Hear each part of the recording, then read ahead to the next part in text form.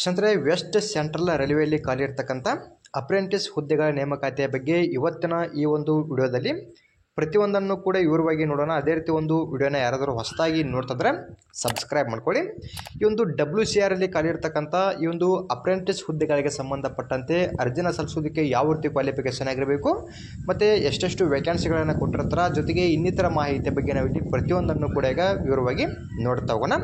ಇಲ್ಲಿ ಮೊದಲದಾಗಿ ಅರ್ಜಿ ಸಲ್ಲಿಸೋ ಪ್ರಾರಂಭ ದಿನಾಂಕ ಬಂದ್ಬಿಟ್ಟು 30/8/2025 ಅಪ್ಲಿಕೇಶನ್ ಸ್ಟಾರ್ಟ್ ಆಗಿರುತ್ತೆ. ಈ ಒಂದು ಡೇಟಿಂದ ನೀವು ಇಲ್ಲಿ 29/9/2025 ತನಕ ಅಪ್ಲಿಕೇಶನ್ನ ಹಾಕ್ಬೋದಾಗಿರುತ್ತೆ. ನೀವು ಇಲ್ಲಿ ಆನ್ಲೈನ್ ಮೂಲಕ ಅಪ್ಲಿಕೇಶನ್ನ ಹಾಕಬೇಕಾಗತ್ತೆ. ಆ ಒಂದು ಅಪ್ಲೈ ಮಾಡೋ ಲಿಂಕನ್ನು ಕೂಡ ನಾನು ನಮ್ಮ ಟೆಲಿಗ್ರಾಮ್ ಗ್ರೂಪಲ್ಲಿ ಕೊಟ್ಟಿರ್ತೀನಿ. ಎಲಿಜಿಬಲ್ ಆಗಿರ್ತಕ್ಕಂಥ ಪ್ರತಿಯೊಬ್ಬರು ಕೂಡ ಅರ್ಜಿನ ಸಲ್ಲಿಸ್ಬೋದು. ಇನ್ನು ಇಲ್ಲಿ ಖಾಲಿ ಇರ್ತಕ್ಕಂಥ ಒಟ್ಟು ಅಪ್ರೆಂಟಿಸ್ ಹುದ್ದೆಗಳ ಸಂಖ್ಯೆ ಬಂದ್ಬಿಟ್ಟು 2865 ಹುದ್ದೆಗಳು ಖಾಲಿ ಇರ್ತಾವೆ ಆಲ್ ಓವರ್ ಇಂಡಿಯಾದಲ್ಲಿ. ಇನ್ನು ಸಪ್ರೇಟಾಗಿ ಒಂದು ಯೂನಿಟ್ ವೈಸು ಕೂಡ ಎಷ್ಟೆಷ್ಟು ವೇಕೆನ್ಸಿಗಳು ಖಾಲಿ ಇದಾವೆ ಅದರ ಬಗ್ಗೆಯೂ ಕೂಡ ಮಾಹಿತಿಯನ್ನು ಕೊಟ್ಟಿದ್ದಾರೆ. ಇಲ್ಲಿ ಮೊದಲನೇದಾಗಿ JBP ಡಿವಿಷನ್ ಅಂತ ಕೊಟ್ಟಿರ್ತಾರೆ. ಈ ಒಂದು ಡಿವಿಷನ್ಗೆ ಸಂಬಂಧಪಟ್ಟಂತೆ ಟೋಟಲ್ ಆಗಿ 1136 ಹುದ್ದೆಗಳನ್ನು ಕೊಟ್ಟಿದ್ದಾರೆ. ಇನ್ನು ಇದಾದಮೇಲೆ BPL ಡಿವಿಷನ್ ಅಂತ ಕೊಟ್ಟಿರ್ತಾರೆ. ಇಲ್ಲಿ ಕೂಡ ಟೋಟಲ್ ಆಗಿ 558 ಹುದ್ದೆಗಳನ್ನು ಕೊಟ್ಟಿದ್ದಾರೆ.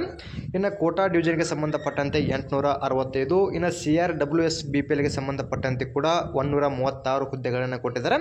ಇನ್ನು WRS ಕೋಟಾದಲ್ಲಿ 151, ಅದೇ ರೀತಿ HQ ಅಥವಾ JBPಗೆ ಸಂಬಂಧಪಟ್ಟಂತೆ ಕೂಡ ಟೋಟಲ್ ಆಗಿ 19 ಹುದ್ದೆಗಳನ್ನು ಕೊಟ್ಟಿರ್ತಾರೆ. ಇಲ್ಲಿ ಕ್ಯಾಟಗರಿ ವೈಸ್ ಅವರು ಒಂದು ಯೂನಿಟ್ ವೈಸ್ ಎಷ್ಟೆಷ್ಟು ವೇಕೆನ್ಸಿಗಳು ಖಾಲಿ ಇರ್ತವೆ ಅದರ ಬಗ್ಗೆ ಮಾಹಿತಿಯನ್ನು ಕೊಟ್ಟಿರ್ತಾರೆ.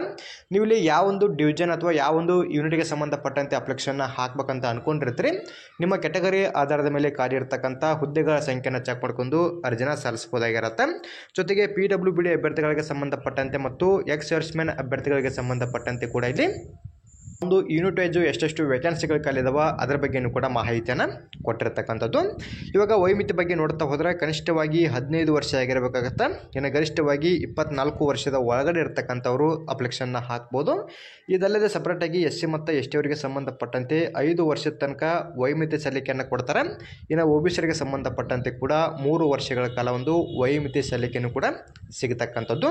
ಇನ್ನು ಅರ್ಜಿನ ಸಲ್ಲಿಸೋದಕ್ಕೆ ಯಾವ ರೀತಿ ಕ್ವಾಲಿಫಿಕೇಷನ್ ಆಗಿರಬೇಕು ಅದರ ಬಗ್ಗೆ ನಾವಿಲ್ಲಿ ಮಾಹಿತಿಯನ್ನು ನೋಡ್ತಾ ಹೋದ್ರೆ ಇಲ್ಲಿ ಮೊದಲದಾಗಿ 10ನೇ ತರಗತಿಯನ್ನು ಪಾಸ್ ಆಗಿರಬೇಕಾಗತ್ತೆ. ಕರೆಕ್ಟಾಗಿ ಚೆಕ್ ಮಾಡ್ಕೊಳ್ಳಿ. ಮತ್ತು ಇದರ ಜೊತೆಗೆ ಇಲ್ಲಿ ನಿಮ್ಮದು ITIನೂ ಕೂಡ ಆಗಿರಬೇಕಾಗತ್ತೆ. ಐಟಾದಲ್ಲಿ ನಿಮ್ಮದು NCVT ಅಥವಾ SCVT ಥ್ರೂ ನೀವು ಹೇಳಿದ್ವಿ ಕೆಳಗಡೆ ಕೊಟ್ಟಿರ್ತಕ್ಕಂಥ ಟ್ರೇಡ್ಗಳು ಕೊಟ್ಟಿರ್ತಾರೆ. ಅಂದರೆ ಇಲ್ಲಿ ಕೆಳಗಡೆ ಟ್ರೇಡ್ಗಳನ್ನ ಕೊಟ್ಟಿರ್ತಾರೆ. ಒಂದು ಟ್ರೇಡ್ಗಳ ಬಗ್ಗೆಯೂ ಕೂಡ ಮಾಹಿತಿನ ತಿಳಿಸ್ಕೊಡ್ತೀನಿ. ಒಟ್ಟಿನಲ್ಲಿ ITI ಪಾಸ್ ಆಗಿರ್ತಕ್ಕಂಥವ್ರು ಇಲ್ಲಿ ಖಾಲಿ ಇರ್ತಕ್ಕಂಥ ಹುದ್ದೆಗಳಿಗೆ ಸಂಬಂಧಪಟ್ಟಂತೆ ಅರ್ಜಿನ ಸಲ್ಲಿಸ್ಬೋದು. ನಿಮ್ಮದಲ್ಲಿ 10th ಕನಿಷ್ಠವಾಗಿ 50% ಒಂದಿಗೆ ಪಾಸ್ ಆಗಿರಬೇಕಾಗತ್ತೆ. 10th 50% ಒಂದಿಗೆ ಪಾಸ್ ಆಗಿ ಐಟಾದಲ್ಲಿ NCVT ಥ್ರೂ ಅಥವಾ SCVT ಥ್ರೂ ನೀವು ಹೇಳಿದ್ರಿ ನಿಮ್ಮದು ITI ಪಾಸ್ ಆಗಿದ್ರೆ ಸಾಕು, ನೀವು ಕೂಡ ಇಲ್ಲಿ ಅಪ್ಲಿಕೇಶನ್ನ ಹಾಕ್ಬೋದಾಗಿರುತ್ತೆ. ಐಟಿಐದಲ್ಲಿ ಯಾವ ಒಂದು ಟ್ರೇಡ್ಗಳನ್ನ ತೆಗೆದುಕೊಂಡು ಪಾಸ್ ಆಗಿರ್ತಕ್ಕಂಥವ್ರು ಅರ್ಜಿನ ಸಲ್ಲಿಸ್ಬೋದು ಅಂತ ಕೂಡ ನಿಮಗೆ ಮಾಹಿತಿನ ತಿಳಿಸ್ಕೊಡ್ತೀನಿ. ಇನ್ನು ಇಲ್ಲಿ ಅಪ್ಲಿಕೇಶನ್ ಫೀ ಅಥವಾ ಒಂದು ಪ್ರೊಸೆಸಿಂಗ್ ಫೀ ಬಗ್ಗೆನೂ ಕೂಡ ಮಾಹಿತಿಯನ್ನು ಕೊಟ್ಟಿರ್ತಾರೆ. ಅದರ ಬಗ್ಗೆ ನಾವಿಲ್ಲಿ ಮಾಹಿತಿನ ನೋಡ್ತಾ ಹೋದ್ರೆ ಇಲ್ಲಿ SC ST ಅದೇ ರೀತಿ PWBD ಮತ್ತು ಮಹಿಳಾ ಅಭ್ಯರ್ಥಿಗಳಿಗೆ ಸಂಬಂಧಪಟ್ಟಂತೆ 41 ರೂಪಾಯಿ ಒಂದು ಪ್ರೊಸೆಸಿಂಗ್ ಫೀ ಇರುತ್ತೆ. ಇನ್ನು ಉಳಿದ ಎಲ್ಲ ಅಭ್ಯರ್ಥಿಗಳಿಗೆ ಸಂಬಂಧಪಟ್ಟಂತೆ 141 ರೂಪಾಯಿ ಫೀ ಇರುತ್ತೆ. ಈ ಒಂದು ಫೀಯನ್ನು ನೀವು ಇಲ್ಲಿ ಆನ್ಲೈನ್ ಮೂಲಕ ಅರ್ಜಿನ ಸಲ್ಲಿಸುವಾಗಲೇ ಪೇ ಮಾಡಬೇಕಾಗತ್ತೆ. ಇನ್ನು ನಿಮ್ಗೆ ಏನಾದರೂ ಅಪ್ಲಿಕೇಶನ್ ಹಾಕೋದ್ರ ಬಗ್ಗೆ ಗೊತ್ತಾಗದಲ್ಲಿ ಇಲ್ಲಿ ಕೆಳಗಡೆ ಅವರು ಹಂತಗಳನ್ನು ಕೂಡ ಕೊಟ್ಟಿರ್ತಾರೆ. ಇಲ್ಲಿ ಕೆಳಗಡೆ ಕೊಟ್ಟಿರ್ತಕ್ಕಂಥ ಹಂತಗಳನ್ನು ಫಾಲೋ ಮಾಡ್ಕೊಂಡು ಕೂಡ ನೀವು ಇಲ್ಲಿ ಈಸಿಯಾಗಿ ಅರ್ಜಿನ ಸಲ್ಲಿಸ್ಬೋದಾಗಿರುತ್ತೆ. ಇನ್ನು ಇದಾದಮೇಲೆ ಟ್ರೈನಿಂಗ್ ಅಥವಾ ಒಂದು ಸ್ಟೈಪೆಂಡ್ ಬಗ್ಗೆಯೂ ಕೂಡ ಮಾಹಿತಿಯನ್ನು ಕೊಟ್ಟಿರ್ತಾರೆ. ಇಲ್ಲಿ ಖಾಲಿ ಇರ್ತಕ್ಕಂಥ ಹುದ್ದೆಗಳು ಬಂದ್ಬಿಟ್ಟು ಅಪ್ರೆಂಟಿಸ್ ಹುದ್ದೆಗಳು ಆಗಿರ್ತವೆ. ಅಂದರೆ ಪರ್ಮನೆಂಟ್ ಹುದ್ದೆಗಳು ಆಗಿರೋಂಗಿಲ್ಲ. ತಾತ್ಕಾಲಿಕವಾಗಿ ನೀವು ಇಲ್ಲಿ ಕೆಲಸವನ್ನು ಮಾಡಬೇಕಾಗತ್ತೆ. ಎಷ್ಟು ವರ್ಷದ ಮಟ್ಟಿಗೆ ಕೆಲಸವನ್ನು ಮಾಡಬೇಕಾಗತ್ತೆ ಅಂದರೆ ಕನಿಷ್ಠವಾಗಿ 1 ವರ್ಷ ಒಂದು ಟ್ರೈನಿಂಗ್ ಪೀರಿಯಡ್ ಇರುತ್ತೆ. ಜೊತೆಗೆ ಸ್ಟೈಪೆಂಡ್ ಬಂದ್ಬಿಟ್ಟು ನಿಮಗೆ ಪ್ರತಿ ತಿಂಗಳಲ್ಲಿ 6,000 ರೂಪಾಯಿ ಅಂತ ಹಿಡಿದು 7,000 ರೂಪಾಯಿ ತನಕ ಮಾತ್ರ ಒಂದು ಸ್ಟೈಪೆಂಡು ಕೂಡ ಸಿಗತಕ್ಕಂಥದ್ದು. ಇನ್ನು ಐಟಿಐದಲ್ಲಿ ಯಾವ ಒಂದು ಟ್ರೇಡ್ಗಳನ್ನ ತೆಗೆದುಕೊಂಡು ಪಾಸ್ ಆಗಿರ್ತಕ್ಕಂಥವ್ರು ಅರ್ಜಿನ ಸಲ್ಲಿಸ್ಬೋದು ಅಂತ ನಾವಿಲ್ಲಿ ನೋಡ್ತಾ ಹೋದ್ರೆ ಇಲ್ಲಿ ಕೆಳಗಡೆ ಅವರು ಒಂದು ಯೂನಿಟ್ ವೈಸ್ ಎಷ್ಟೆಷ್ಟು ವೇಕೆನ್ಸಿಗಳು ಖಾಲಿದಾವೆ ಅದರ ಬಗ್ಗೆ ಮಾಹಿತಿಯನ್ನು ಕೊಟ್ಟಿರ್ತಾರೆ. ಜೊತೆಗೆ ಒಂದು ಟ್ರೇಡ್ ವೈಸು ಇಲ್ಲಿ JBP division, BPL division, Kota ಡಿವಿಷನ್ಗೆ ಸಂಬಂಧಪಟ್ಟಂತೆ ಮಾಹಿತಿಯನ್ನು ಕೊಟ್ಟಿರ್ತಾರೆ. ಇಲ್ಲಿ ಬ್ಲಾಕ್ ಸ್ಮಿತ್, ಪೌಂಡ್ರಿ ಮ್ಯಾನ್ ಅಂತ ಕೊಟ್ಟಿರ್ತಾರಲ್ಲ, ಈ ಒಂದು ಟ್ರೇಡ್ಗಳಾಗಿರ್ತವೆ. ಐಟಿಐದಲ್ಲಿ ಬರ್ತಕ್ಕಂಥ ಒಂದು ಟ್ರೇಡ್ಗಳಾಗಿರ್ತವೆ. ನಿಮ್ದು ಐಟಿಐದಲ್ಲಿ ಯಾವ ಒಂದು ಟ್ರೇಡ್ ಆಗಿರುತ್ತಾ ಆ ಒಂದು ಟ್ರೇಡ್ ಬಂದ್ಬಿಟ್ಟು ಯಾವ ಒಂದು ಯೂನಿಟ್ ಅಥವಾ ಯಾವ ಒಂದು ಡಿವಿಷನಲ್ಲಿ ಬರುತ್ತಾ ಅಲ್ಲಿ ನೀವು ನಿಮ್ಮ ಕ್ಯಾಟಗರಿ ಆಧಾರದ ಮೇಲೆ ಖಾಲಿ ಇರತಕ್ಕಂಥ ಹುದ್ದೆಗಳ ಸಂಖ್ಯೆನ ಚೆಕ್ ಮಾಡ್ಕೊಂಡು ಅರ್ಜಿನ ಸಲ್ಲಿಸಬೇಕಾಗತ್ತೆ. ನಾನು ನಿಮಗೆ ಡೈರೆಕ್ಟಾಗಿ ಇಲ್ಲಿ ಯಾವ ಒಂದು ಟ್ರೇಡ್ಗಳಾಗಿರ್ತಕ್ಕಂಥವ್ರು ಅರ್ಜಿನ ಸಲ್ಲಿಸ್ಬೋದು ಅಂತ ಮಾಹಿತಿನ ತಿಳಿಸ್ಕೊಡ್ತಾ ಹೋಗ್ತೀನಿ. ತಿಳಿಸ್ಕೊಡ್ತೀನಿ. ಇಲ್ಲಿ ಕೋಪ ಇರುತ್ತೆ, ಕೋಪ ಆಗಿರ್ತಕ್ಕಂಥವ್ರು ಕೂಡ ಅಪ್ಲಿಕೇಶನ್ನ ಹಾಕ್ಬೋದಾಗಿರುತ್ತೆ. ಎಲೆಕ್ಟ್ರಿಷಿಯನ್ ಇದೆ, ಜೊತೆಗೆ ಎಲೆಕ್ಟ್ರಾನಿಕ್ಸ್ ಮೆಕ್ಯಾನಿಕ್ನು ಕೂಡ ಕೊಟ್ಟಿರ್ತಾರೆ. ಪಿಟ್ಟರ್ ಇದೆ, ಪ್ರತಿಯೊಂದು ಕೂಡ ಚೆಕ್ ಮಾಡ್ಕೋಬೋದು. ಪಿಟ್ಟರು, ಮೆಕ್ಯಾನಿಸ್ಟು, ಮೆಕ್ಯಾನಿಕ್ ಇದೆ, ಪ್ಲಂಬರು, ಟರ್ನರು, ವೆಲ್ಡರು, ವೈರ್ಮ್ಯಾನ್ ಇದೆ. ಈ ರೀತಿ ಟ್ರೇಡ್ಗಳನ್ನ ತೊಗೊಂಡು ಯಾರೆಲ್ಲ ಪಾಸ್ ಆಗಿರ್ತೀರಿ ಐಟಿಐದಲ್ಲಿ ನೀವು ಡೈರೆಕ್ಟಾಗಿ ಇಲ್ಲಿ ಅಪ್ಲಿಕೇಶನ್ನ ಹಾಕ್ಬೋದಾಗಿರುತ್ತೆ.